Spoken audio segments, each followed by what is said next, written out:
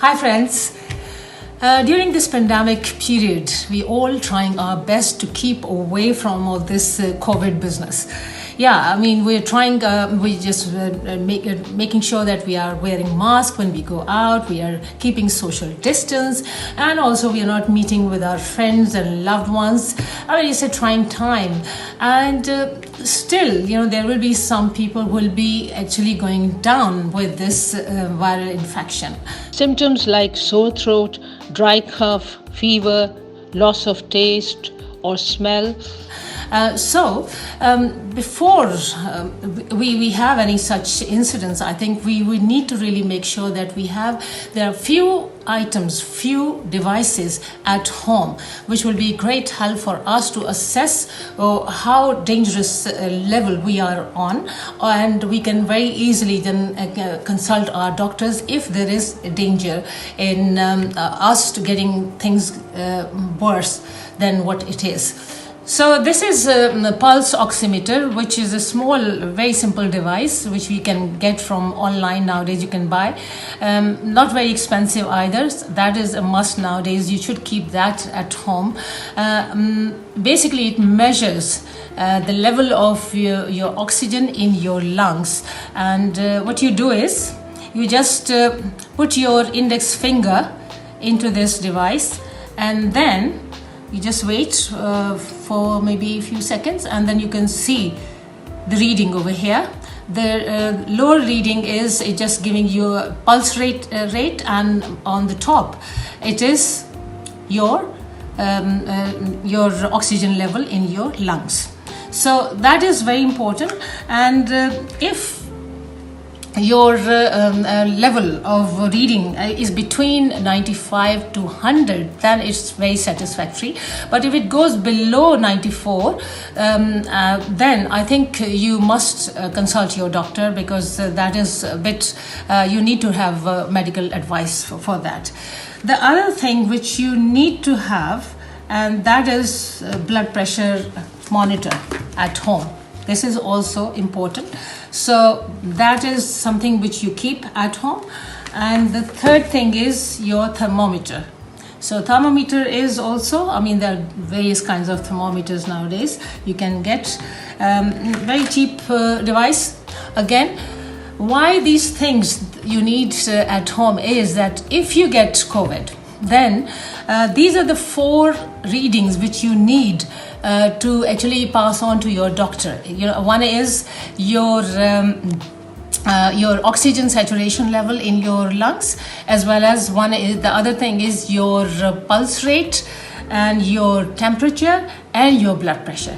If you keep this information handy, and when you talk to your doctor, I think that really makes a huge difference for your doctor to take action as speedily as possible. So this is one thing which you should remember. These 3 items, you should keep them at home.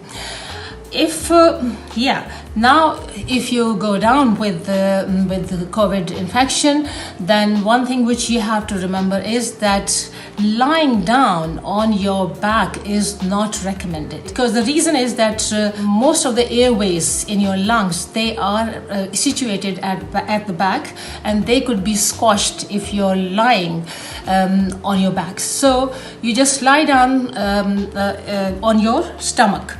But if it's uncomfortable, then you can just lie down on your side. And so is the case with sitting. When you're sitting, don't sit on a recliner, just sit straight.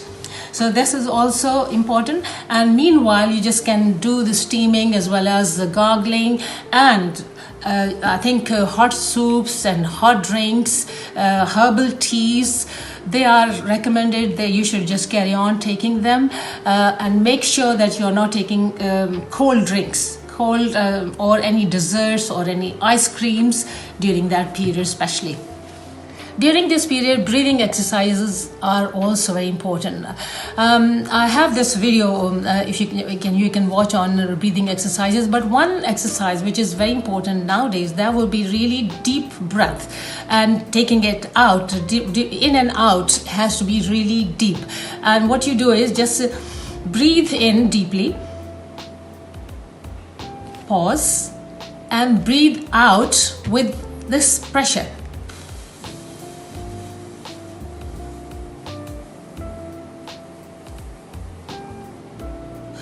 This is something which you do 3 or 4 times a day, 6 or 7 such breaths. So inhaling deeply and then exhaling with pressure, and that actually helps increases the capacity. It helps increasing the capacity of your lungs to have more oxygen. So this is something which you do, but apart from that, there are many other breathing exercises in my video, so you can just watch that. Now, in long term, what we have to do is we have to focus on our immune system, because immune system is the defense mechanism of our body against all these viruses and all these pathogens, and it protects us from all these their invasion.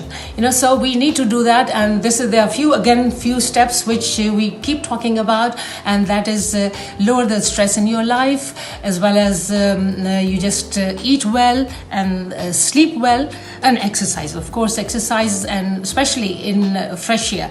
That is recommended.